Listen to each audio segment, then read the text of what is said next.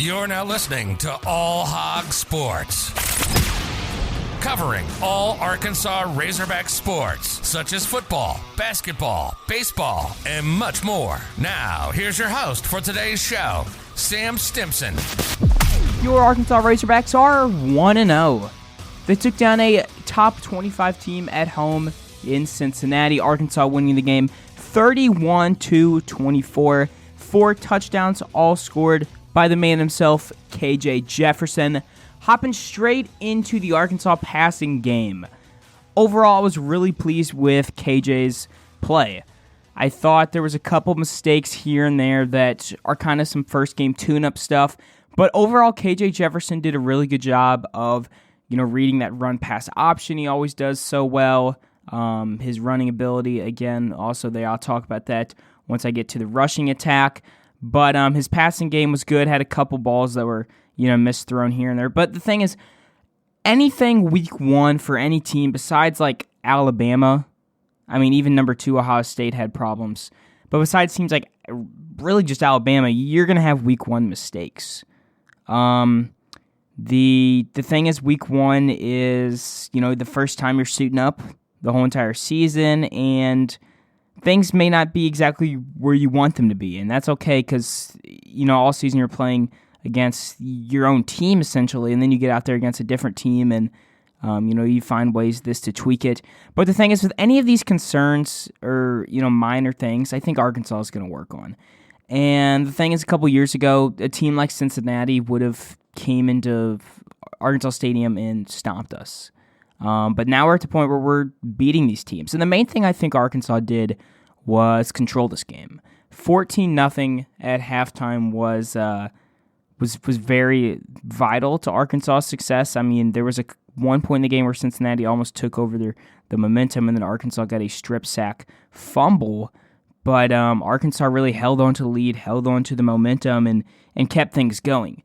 KJ Jefferson, 8.6 average yards per attempt. He was 18 out of 26, 223 yards, 3 touchdowns.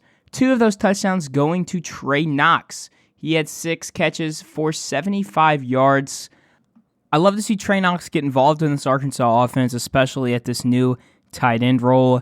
Already having more action in the first game than he got last season. I think tight end-wise, Trey Knox could honestly be one of the top tight ends in the SEC based off his frame and the connection he got with KJ Jefferson in this first game. Also making a lot of smart blocks and pass protection, run protection, and such.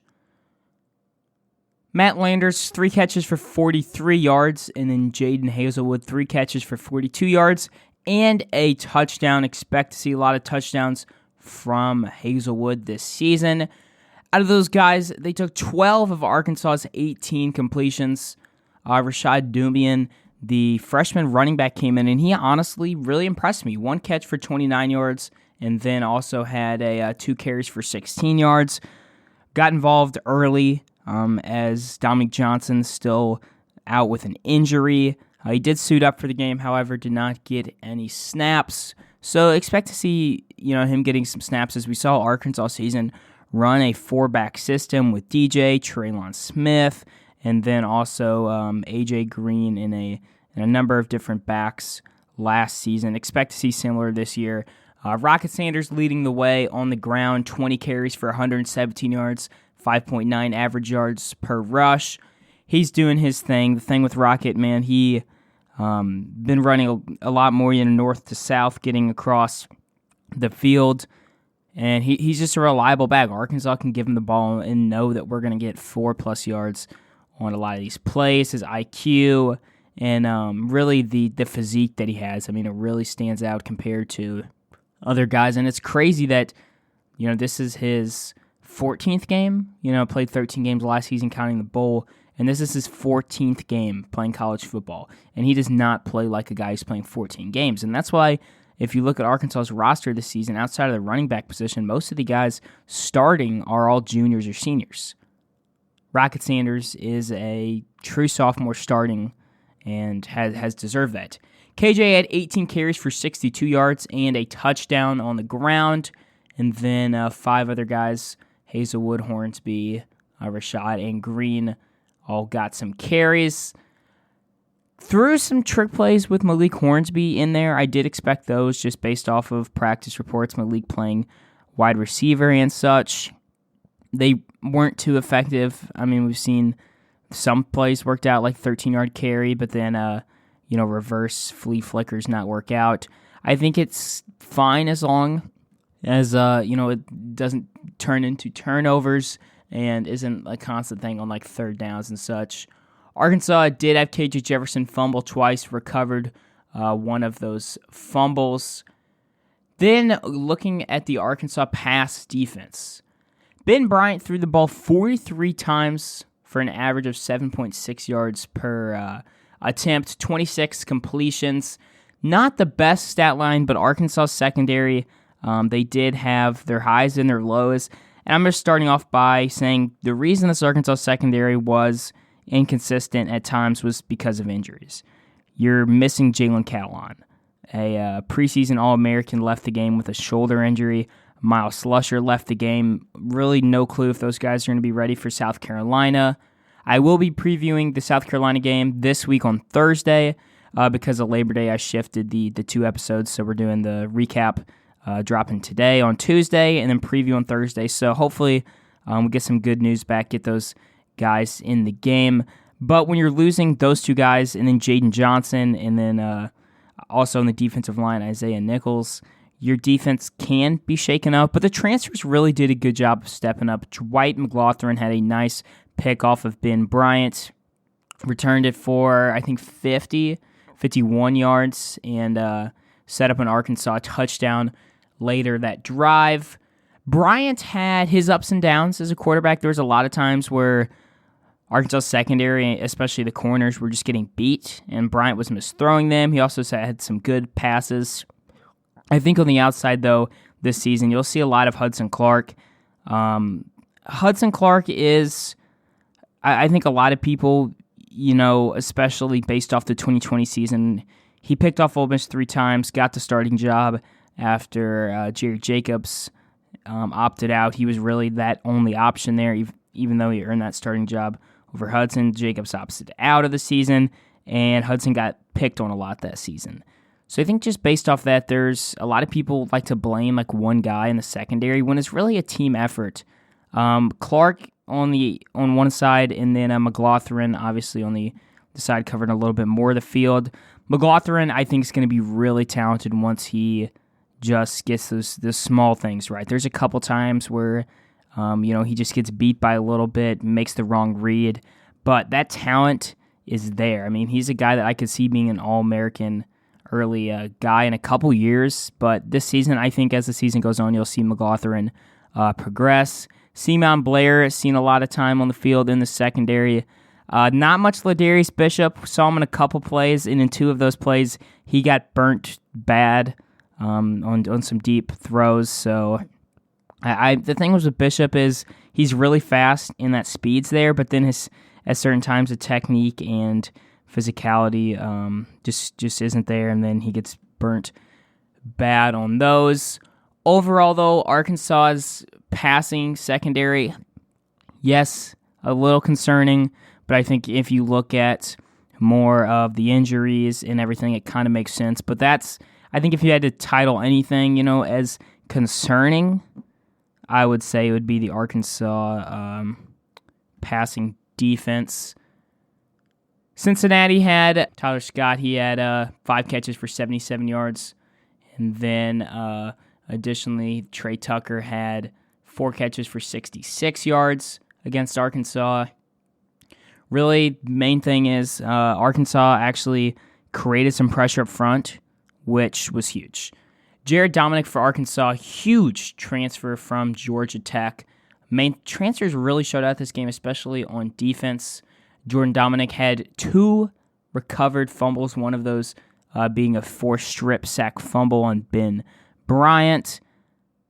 Huge game in terms of momentum there in the third quarter. Cincinnati kind of coming back into the game a little bit, figuring out things on offense, come out of the half, and then boom, Dominic comes and just destroys the quarterback. Ball goes loose.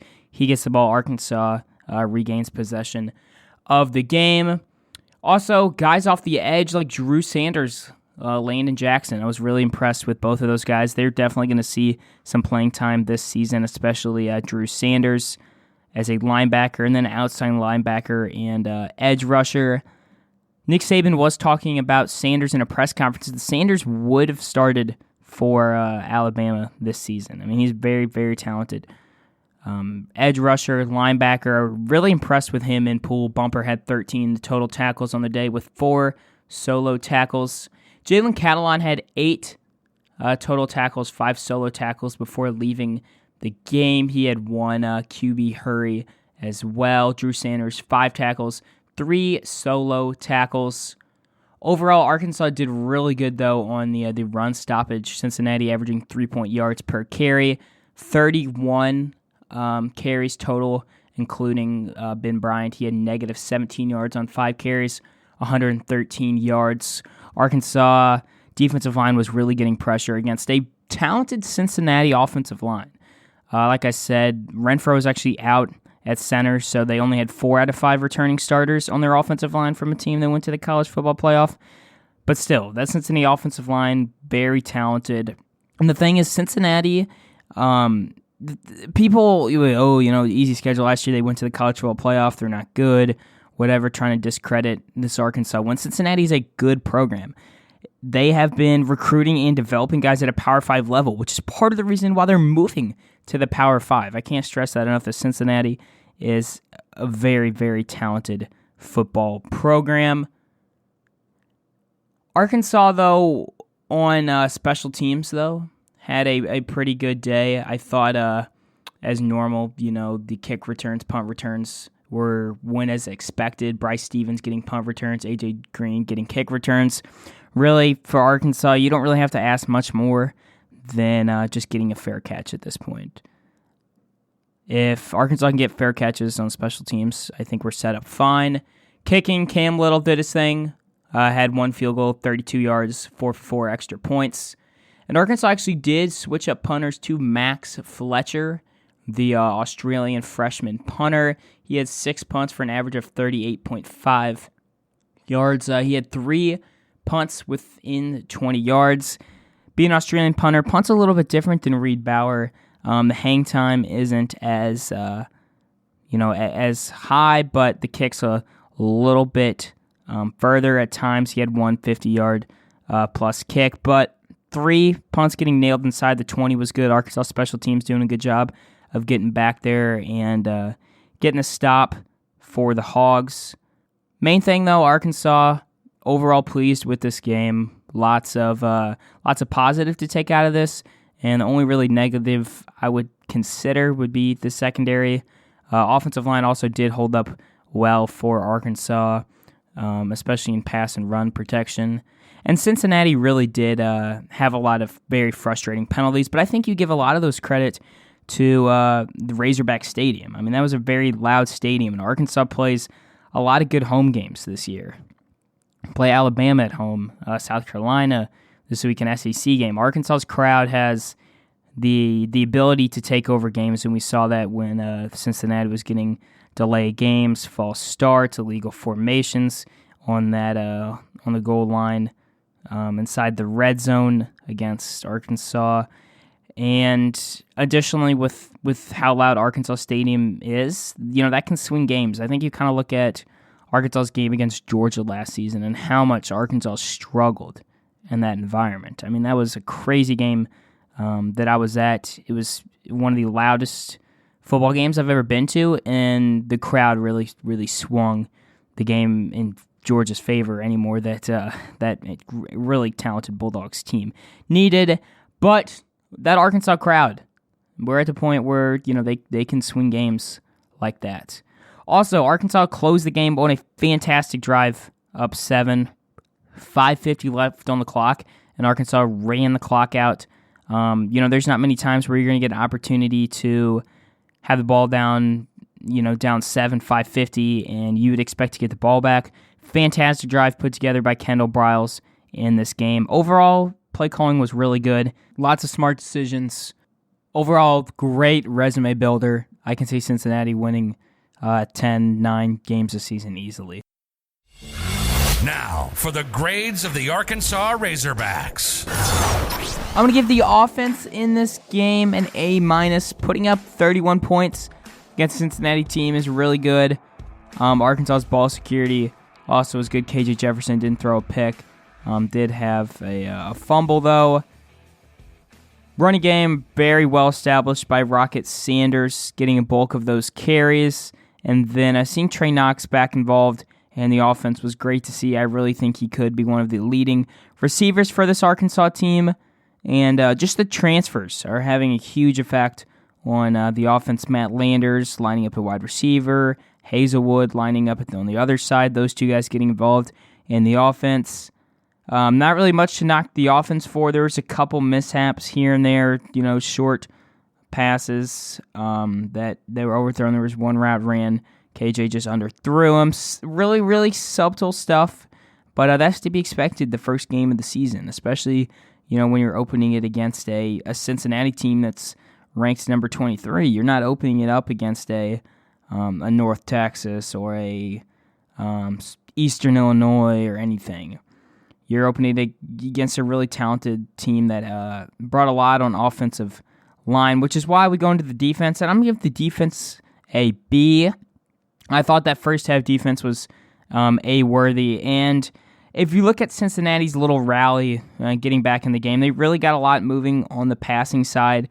And that's because Ben Bryant settled in. But not only that, Jalen Catalon, Miles Slusher, Jaden Johnson, all those guys left the game and did not play that much in the second half, if they did at all. Isaiah Nichols, defensive lineman, did leave the game, one of the starters, but he should be go for South Carolina.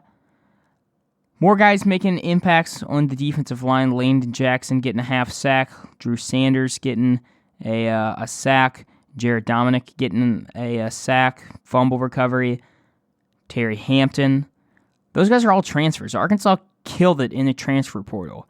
Sure, they lost guys like Greg Brooks Jr., Fouché, etc., but Arkansas went out there and found themselves some guys, picked up the playbook, and, Brini, safety, I think once he gets more of the playbook learned, we'll see him kind of play a little bit more on the field. Arkansas's defense, though, very solid performance in the first half. I mean, holding a team scoreless is always something to be proud of. Second half kind of slipped down a little bit.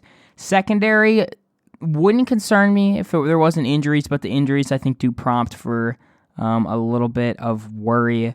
Lots to build on. Special teams, giving them an A-. There's a couple punts here and there that could have been a little better, but it's Max Fletcher's first game as a true freshman. Kane Little did his thing, and then I like how Arkansas has set up A.J. Green taking the kick returns, and then Bryce Stevens taking the punt returns. Both of those guys did what they had to do, mainly just getting the ball and saying fair catch. No fumbles. Everything was pretty aligned there. Great game, though, for Arkansas. Great resume builder. I expect when the rankings release sometime today that Arkansas is going to be around, I would say, number 15, number 16, 17, somewhere in there. This is a talented Arkansas team. Proved it yet again. South Carolina coming to Donald W. Reynolds Razorback Stadium. I'll have a preview of that on Thursday, so make sure to catch me then. Signing off for now. Woo pig suey. That's all for today's episode of All Hogs Sports with Sam Stimson.